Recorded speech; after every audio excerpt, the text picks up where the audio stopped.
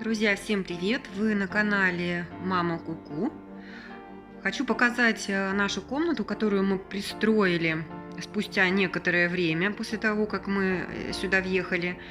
Решили, что нам мало места, мы, значит, решили еще достроить каркасный дом, поэтому нам позволяет, в принципе, конструкция это делать.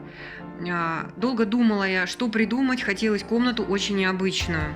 Она у нас большая, поэтому, в принципе, все это получилось, все, что я хотела. Смотрите, это у нас пол, плитка такая, пол с подогревом, потому что, конечно, бетонное основание, пол очень холодный, если не прогревать. Дальше у нас все в окнах, окна. Решили, что прям вот везде будут только окна. Вот. На самом деле очень классно, особенно когда солнечные дни, вообще супер. Вот стена. Стена тоже долго думали, что придумать с этой стеной, чтобы было интересно и что-то необычное. Привезли нам, как же называется, фотообои. Они такие плотные, широкие. Практически вот если правильно склеены, то не видно никаких швов, как единое полотно. Ну, сейчас я уже смотрела, что есть вообще единым полотном продаются. Я, правда, не понимаю, как они приклеивают это все. Вот. Что еще у нас? Так, это наш аквариум. А эту стену мы решили выложить декоративный камень. Но это не гипс, не гипсовые.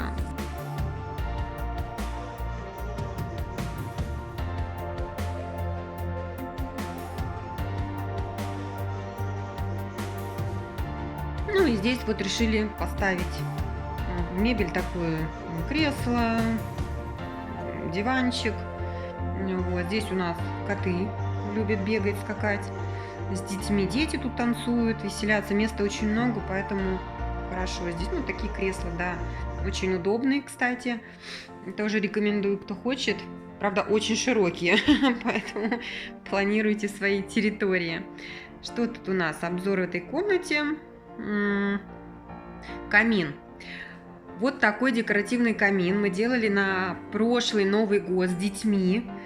Мы с ними снимаем смешные видеоролики для семейного просмотра, просто для детей. Срочно нужен был камин, чтобы у нас светили огоньки.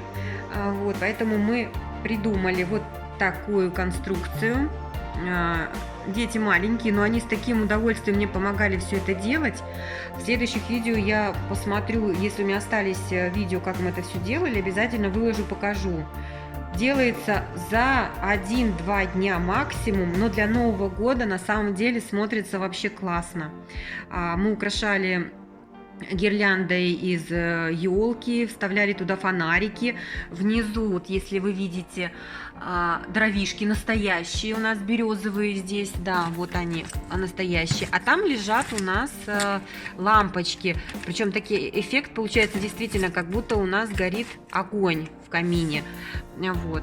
Все очень просто. Камин сделан из коробок. Вот, поэтому и сверху приклеены вот эти декоративные, сейчас продаются пластинки. Там уже выбираете сами, какие хотите, какого цвета.